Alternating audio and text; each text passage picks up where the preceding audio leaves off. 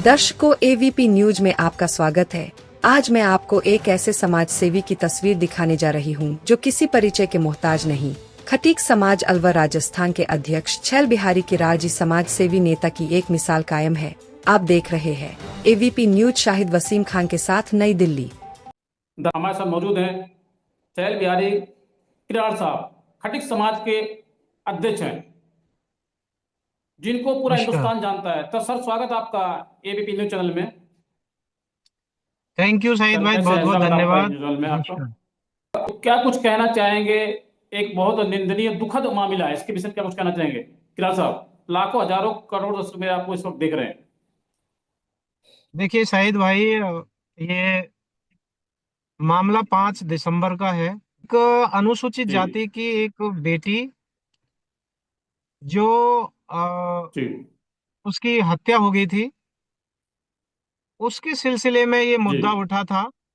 और पूरा भारतवर्ष, मैं कहना चाहूंगा, ये कोई पार्टिकुलर कास्ट की बात नहीं है, सर्व समाज ने इस जी जी जघन्य अपराध की निंदा करी।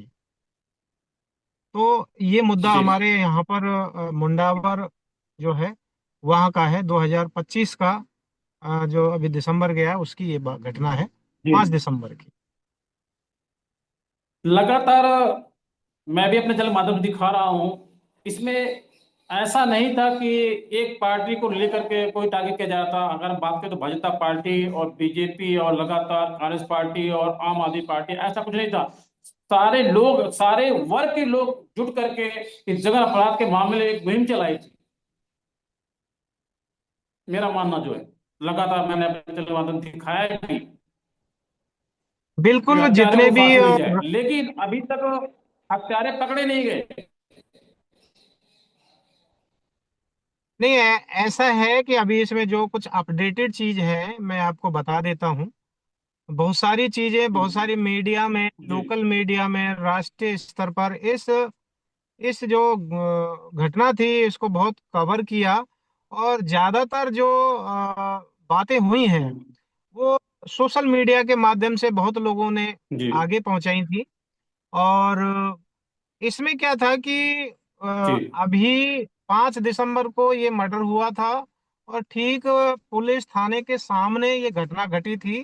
तो सबसे बड़ी बात ये थी कि इस जघन्य अपराध जी में, मतलब इस तरह से अपराधी का मतलब हौसला बुलंद होना अपने आप में बहुत बड़े आश्चर्यजनक की बात है। एक कोई घटना कहीं घट जाती है जहां पर कोई रहता नहीं है या जी सुनसान जगह हो, तो वहां तो चलो किसी व्यक्ति को जी ऐसी चीजें सोच भी जाता है कि कोई देख नहीं रहा है, या किसी को पता नहीं लगेगा, या ऐसी चीजें होती है कि उसको छुपाया जा सकता है। जबकि ये घटना जो घटी थी ये बिल्कुल एक ऐसी जगह जी पर जहां पर कानून का राज था, जहां पर पुलिस प्रशासन था, उसके सामने घटित होना ये चिंता की बात थी। जी तो इसमें ये थी कि अभी तक जो 5 दिसंबर में जो इसमें अपराधी को हमने डिटेन करवा दिया था, और अभी तक पुलिस ने इसमें चार्जशीट 5 जनवरी, जो ये हम्म अभी आ रही है परसों, इसमें उसका चालान पेश किया जाएगा, ऐसी उन्होंने हम्म। हमको संभवतः जानकारी दी है। वो कब करेंगे, क्योंकि 2-3 दिन जी की छुट्टी भी पड़ गई थी। तो उसके बाद में देखेंगे कि पुलिस ने क्या उसमें जी चार्जशीट जी। में क्या किया है। तो ये जो है ये अभी हमको पता लगेगा। आप सोशल मीडिया पे एक्टिव रहते हैं। हमने अपने एबीपी न्यूज चैनल माध्यम से सर्वे किया तो आपकी एक मिसाल कायम है, दिल्ली से लेकर राजस्थान तक आपकी। लगातार आपने निस्वार्थ भाव से, लगातार आपने समाज के लिए सेवा की है 24 घंटे। तो क्या ये सच है? बिल्कुल थाने के करीब हुआ ऐसा मामला, ऐसा हादसा जो हुआ? हाँ बिल्कुल, ये पुलिस थाने के बिल्कुल 100 मीटर के दायरे में है। तो ये सोचने वाली बात थी कि एक व्यक्ति अपराध करने जा रहा है, जब उसको पता है कि वो कितना बड़ा अपराध कर रहा है, उसको बख्शा नहीं जाएगा। तो क्या उसने ऐसी कुछ चीजें सोच रखी थी जी कि मुझे किसी का डर नहीं रहेगा, कानून मेरे लिए कुछ नहीं है, या कुछ ऐसा वो उसने अपने मन में बना रखा हो कि कुछ बात करके इन चीजों को दबाया जा सकता है। तो ये कहीं ना कहीं चिंता वाली बातें थी कि बिल्कुल ठीक प्रशासन के सामने, पुलिस प्रशासन के सामने। तो खौफ वाली एक जी बात होती है कि हम भी कहीं जाते हैं, अगर हम कोई छोटा मोटा घर में भी या कहीं भी कोई भी ऐसा काम करता है हम्म, तो डरता है, परिवार से डरता है, फिर समाज से डरता है, और फिर व्यक्ति जी राज्य सरकार से डरता है, पुलिस प्रशासन से। जी यहाँ ये बातें नहीं थी, तो ये बहुत ही पूरे सर्व समाज को ये बात जागी कि ये गलत हुआ है, और बिल्कुल भय नहीं था। तब जाकर ये पुलिस प्रशासन के लिए भी चैलेंजिंग वाली बात थी कि क्या हमारा खौफ बिल्कुल उतर गया अपराधियों में। तो जी कुछ चीजें पुलिस ने की हैं, आम जन को विश्वास दिलाने के लिए कुछ परेड कराई हैं, कुछ अपराधी पकड़े हैं। नॉट ओनली हमारे इस केस से, जी उससे पहले भी कोई चोरी हुई है, कुछ ऐसी चीजें हुई हैं, तो उनको चेतना परेड के नाम उसको घुमाया जाता है। तो लोगों को यही होता है कि भाई अपराध करोगे तो ऐसी सजा मिलेगी। इस व्यक्ति को ऐसा पता ही, उसने सब कुछ ताक पे रख के किया, तो ये बहुत जघन्य अपराध था। हमारे इस मामले में आप लोग मौजूद रहे, मीडिया ने उस आवाज को उठाया, तो एक एक ऐसी आवाज निकल के आई कि हाँ, इसमें सभी लोगों को जुड़ना चाहिए, और वो किसी के साथ भी, किसी की भी बच्ची हो सकती है। तो ये बड़ा वो रहा कि उसको एकदम जी। से सभी लोगों ने उसमें भाग लेकर के, और उन पे एक ऐसा दबाव बनाया कि एक पहले क्यों ना हिंदुस्तान के अंदर एक कानून बनाया जाए, जिस तरीके से आपने देखा होगा यूपी के अंदर, उत्तर प्रदेश में बात करो सीधी, बुल्लूजर बाबा के नाम से पूरा यूपी कांपता। यूपी के अंदर मैंने अपने आंखों से घटना देखी है, चौराहे से दूसरे चौराहे पे नहीं पहुंच पाता, वहां उसका जो काम होना होता है, राजस्थान के अंदर, दिल्ली के अंदर, पंजाब के अंदर और महाराष्ट्र के अंदर, पूरे हिंदुस्तान में ऐसा क्यों ना कानून बनाया जाए जिससे देखने की तो बात दूर की, अगर किसी लड़की तरफ कोई इशारा भी करता है तो उसको सीधे सीधे फांसी होनी चाहिए। तो इसका सीधा असर ये होगा कि लोग अपराध नहीं करेंगे, डरेंगे। ऐसा कानून क्यों नहीं बनाया जाता? अगर उसको देखिए, अपराध करने वाले को सीधे कानून फांसी दी जाए। बिल्कुल सही बात है, और ऐसा नहीं है कि इन चीजों पे किराता पहले भय बातें नहीं है नहीं ना। हुई है। किराता मैं आपको थोड़ी और बात करूंगा, भय नहीं है अपराधियों के अंदर, उन्हें पता है हम बेल पे बाहर आ जाएंगे। अगर ऐसा कानून बन जाए कि अगर वो किसी को छेड़छाड़ करते हैं, कोई भी घटना को अंजाम देते हैं, तो उनको सीधे फांसी होगी, तो लोग डरेंगे। जो संसद है, जो इंडियन हमारी अ, हम्म जो इसको कानून को बनाते हैं, हमारे प्रतिनिधि जो जनप्रतिनिधि हैं, ये उनका दायित्व तो बनता है जी कि वो विधानसभा, लोकसभा में ऐसे कानून लेके आए जिससे कि वो ऐसा अपराध करने वाले को तुरंत ही, पहले ही, फर्स्ट, और एक टाइम मेंशन होना चाहिए कि हमारा जो कानून की जो लचीलापन वो इतना जी है कि बिल्कुल। एक व्यक्ति को वर्षों लग जाते हैं। वो उस दौरान उसके साथ क्या क्या जी गुजरती है उस परिवार पे, वो अन्न खाने के लिए हम्म मोहताज हो जाता है, कौन उसके साथ देते, इतना बड़ा हो जाता है, तो वो ऐसे कदम उठा लेते हैं कि वो हम्म अपराधी छूट जाता है, पैर भी सही से नहीं हो हम्म पाती है। तो बिल्कुल बिल्कुल। कानून इसमें सही मदद कह रहे हैं करता कि है कि मामला यदि, बहुत लंबा खींच जाता है, और लंबा मामला खींचने की वजह से सब कुछ खत्म हो जाता है, निर्बस हो जाते हैं। जी, तो ऐसा कानून मेरे ख्याल से बनना बहुत जरूरी है अपराधियों के लिए, क्योंकि चाहे आपकी बहुत बेटी हो, चाहे जरूरी मेरी है, बेटी हो, किसी की बेटी हो, बेटी तो बिल्कुल किसी की भी जरूरी है, हो, कानून ऐसा बनना आज आपके चाहिए। साथ हो रहा है, कल मेरे साथ होगा, परसों किसी और के साथ होगा। अब देखिए, आपने एक बात कही थी बुलडोजर वाली बात, है ना। जी मैं यहाँ पर जी एक चीज बताना चाहूंगा। जी आप तो मीडिया से हैं, आप एक आंकड़े उठाना।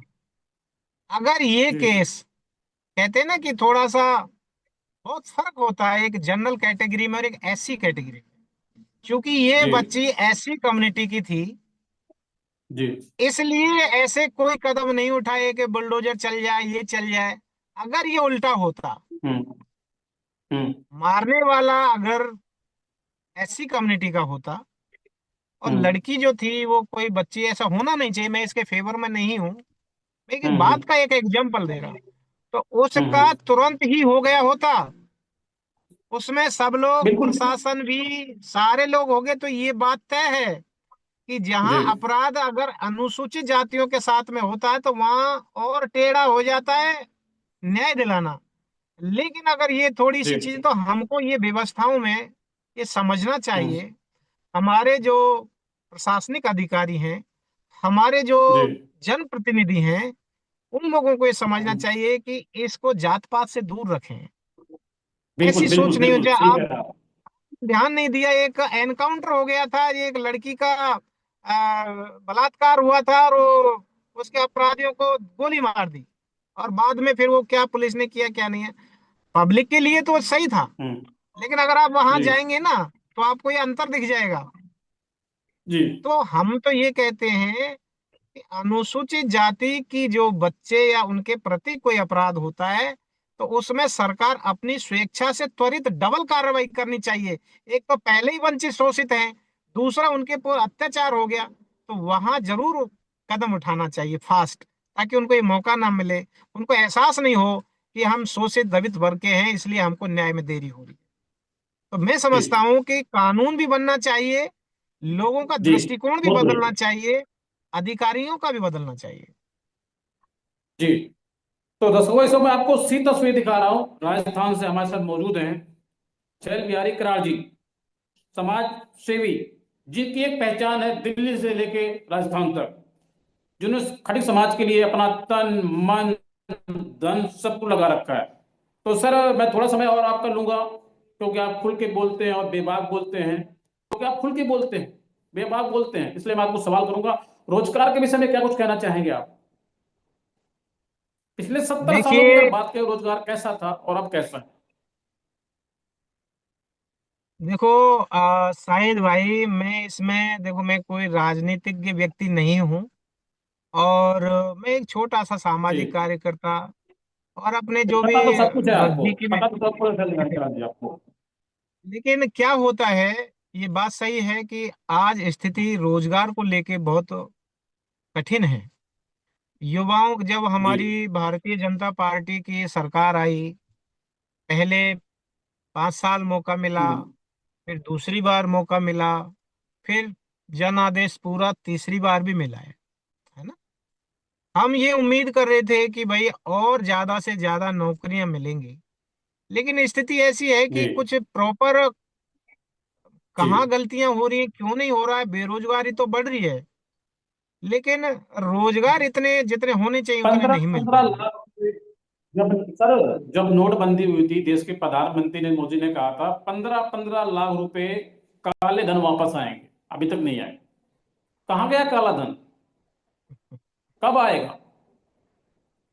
तो देखो, ये तो उनके ही, जो गृह मंत्री साहब थे, उनके ही कैबिनेट के, उनकी सरकार को उन्होंने तो हम्म, वो पहले ही बता दिया था कि ये कोई जो है सीरियस 15 लाख वाली बात नहीं थी, एक पॉलिटिकल वो था।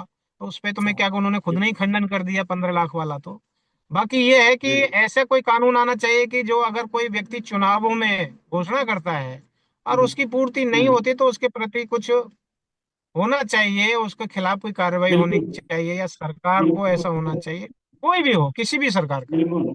तो ऐसे चुनावी वादे अभी करते समय बहुत अभी ध्यान रखा आपने जाए। हाल आपने देखा होगा, जी मैं किसी भी पार्टी की बात नहीं कर रहा एक तरफा, कोई भी पार्टी हो, जी जी चाहे वो बीजेपी हो, चाहे वो आम आदमी पार्टी हो, चाहे कांग्रेस हो, सारी पार्टियां क्या करती हैं, जो जनता की जो सुविधाएं होती हैं उन सुविधाओं को बंद कर देती हैं, और उन्हीं जी। की सुविधाओं को जब चुनाव आता है तो उनको चालू कर देती हैं। तो कहते हैं आप हमें वोट दो, हम आपकी सुविधा देंगे, आप हमें वोट दो, हम आपकी सुविधा देंगे।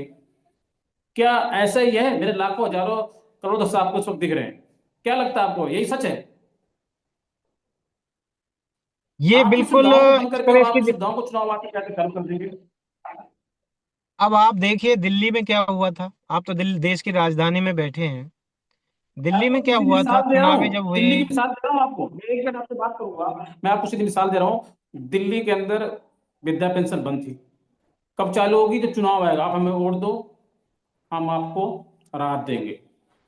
जब दिल्ली में चुनाव खत्म हुआ, अब पेंशन चालू हो गई। यही पेंशन जब अगला इलेक्शन आएगा 4 साल बाद, उससे 2 साल पहले ये बंद कर दी जाएगी, 3 साल पहले बंद कर दी जाएगी, 1 साल पहले बंद कर दी जाएगी। और जब चुनाव आएगा तो कहा जाएगा कि अब हम आपकी पेंशन को चालू करेंगे, आप हमें वोट दो। तो कहीं ना कहीं जनता के साथ खिलवाड़ नहीं हो रहा, मजाक नहीं हो रहा, उनकी मूलभूत सुविधाओं को तो बंद जनता करके को उनसे ये कहा जा रहा है, अब हमें वोट दो तो हम आपकी सुविधाओं को चालू करेंगे। सीधा सवाल है मेरा आपसे। जनता को इस तरह की आदतें डालना भी ठीक नहीं था, पहले से चीजें होनी चाहिए थी। अब क्या है कि जब चीजें चालू होगी तो सब अपेक्षाएं करते हैं। मैं दो तरह की जी बात कर रहा हूँ। ये जी नौबत क्यों आई, ये तो चलो वृद्धा की और अन्य पैसे, इससे और भी बहुत सारी योजना है जिनका देश के विकास में कोई 21 योगदान नहीं है। आम आदमी पार्टी ने दिल्ली के विधानसभा चुनाव में कहा था मैं 21 रुपये दूंगा। देश के प्रधानमंत्री ने मोदी ने कहा मैं 25 रुपये दूंगा। जनता 21 को छोड़ के 25 रुपये चली गई।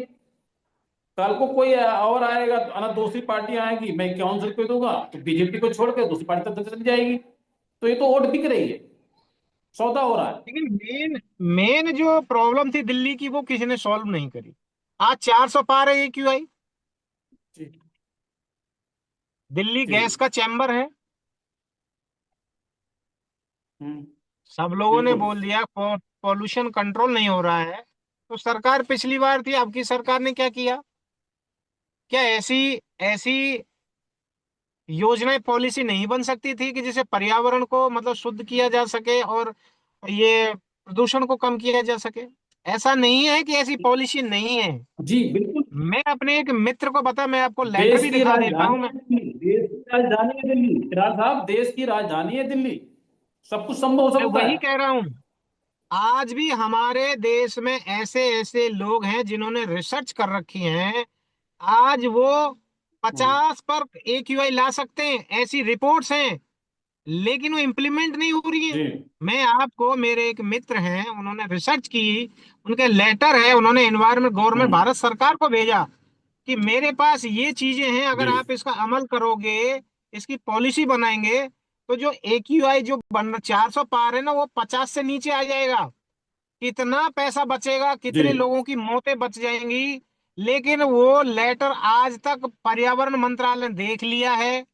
उस व्यक्ति को लेटर लिख दिया है कि भाई साहब आपसे बात करेंगे। ये मेरे ख्याल से अक्टूबर का है, आज तक ना कोई एनवायरमेंट वाला ने उन्होंने बुलाया है, ना ही, जबकि वो स्वैच्छिक व्यक्ति था जिसने देश के प्रति अपनी खुद की रिसर्च बना करके भेज करके, और उन्होंने ये कहा मुझे 1 रुपए नहीं चाहिए और आप इस पे इम्प्लीमेंट कीजिए, मैं प्रेजेंटेशन दूंगा। तो ये चीजें, जब तक सरकार ऐसे लोगों को प्रोत्साहित नहीं करेगी, उनसे बातचीत नहीं करेगी, कैसे सॉल्यूशन आएगा? जी पढ़े लिखे लोग हैं जिन्होंने इस पे डिग्रियां ले रखी है, जिनका अनुभव है, जिनका रिसर्च है, अगर उन व्यक्तियों का आप सहयोग हम्म। नहीं लोगे तो कौन करेगा? आप उनको एक तरफ छोड़ दिया। अब मैं, मान लीजिए मैं एक नॉर्मल व्यक्ति हूँ, अपनी जिंदगी जी रहा हूँ, लेकिन मेरे पास अनुभव है, मेरे पास रिसर्च है। तो मैं आपको देश के हित में ये कहा, साहब मेरे पास ये चीज है, आप इस पे बात कीजिए। जी तो क्या मैं आपसे पैसा, तो जी सरकार को बिल्कुल। नहीं सोचना चाहिए? बिल्कुल सोचना चाहिए सर, बिल्कुल सोचना चाहिए। सरकार लापरवाही कर रही है, सरकार इसमें दोषी है। सीधा सवाल है मेरा आपसे, आप यही कहना चाह रहे हैं? बिल्कुल, सरकार को अगर कोई शैलजारी सहयोग केराल कर जी, रहा है तो उसको आप करना कई चाहिए। समाज के अध्यक्ष हैं, अलवर से, राजस्थान से, और मेरे लाखों हजारों करोड़ से आपको देख रहे हैं। नए साल के उपलक्ष्य में क्या संदेश देना चाहेंगे आप? और मैं तो यही कहूंगा शाहिद जी, आपके चैनल के माध्यम से, कि भाई सबसे पहले तो हम सभी लोग भारतवासी हैं। हमको किसी भी प्रकार का जी एक दूसरे के प्रति समरसता से रहना है, भाईचारे से रहना है। सब लोग स्वस्थ रहे, और ऐसी कोई भी घटना, ऐसी कोई बातें जो एक दूसरे को बांटती हो, वो नहीं करनी है। मेरा तो एक तो ये चीज है, दूसरा ये जी है कि सभी लोग, जी चाहे हमारे बिल्कुल। परिवार के बच्चे हों, दूसरे के परिवार के बच्चे हों, जो भी बच्चियां हैं और ऐसा व्यक्ति लगता है कि उनके साथ कोई अत्याचार हो रहा है, तो घरों से जरूर निकल के आना चाहिए, आवाज उठानी चाहिए, ताकि जो घटना उसके साथ हो रही है वो किसी अन्य के साथ ना हो। मेरा बिल्कुल यही बिल्कुल। कहना है। सभी लोग प्रेम से रहें, स्वस्थ बहुत रहें, बढ़िया, बहुत बढ़िया। और एक दूसरे का सम्मान करें। ठीक है, समय देने के लिए बहुत बहुत धन्यवाद आपका। तो दर्शकों, इस समय आपको सी तस्वीर दिखा रहा हूं, हमारे साथ मौजूद थे अलवर राजस्थान से खटीक समाज के समाज सेवी अध्यक्ष चैल बिहारी करार जी।